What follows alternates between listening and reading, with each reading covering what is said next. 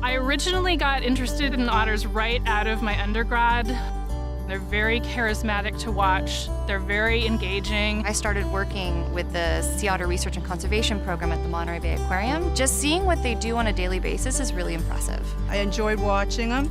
I enjoy learning about sea otter biology and just sea otter life. This female has recently weaned a pup. This animal is on the edge of survival. Sea Otter Savvy's goal is pretty simple. It's to reduce human-caused disturbance to sea otters. Sea Otter Savvy starts with citizen science and data collection, and then we also do the outreach into schools as well as public programs, trying to create stewardship and a better respect for wildlife. In places where it's optimal for people to enjoy marine recreation activities, it's also sea otter habitat. So we get overlap between these human activities and places where sea otters need to be. You want to encourage people to learn about wildlife and to appreciate wildlife, but to appreciate it as wild. 1, 2, 3, 4, 5, 6, 7, 8. Sea otters do have some unique characteristics that makes them vulnerable to disturbance. Every time a human causes them to move, to swim away, that is using energy that they really can't afford to use. They are trying to maintain their internal body temperature, trying to stay warm in an extremely cold environment, and resting is really important. Our slogan is respect the nap. That slogan's supposed to resonate with people in a way that they can relate to.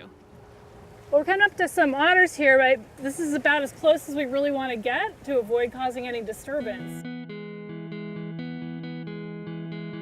To protect otters, the public can start by doing their homework. So if you're going to go kayaking or engage in some other marine recreation activity, do a little research ahead of time. What I would like to see from the public is an educated awareness of sea otters and their need for habitat. I really encourage people to really look at what's in front of you and be aware of how wildlife are responding to you. We need to have more communities understand how important sea otters are and the impact they have for other species.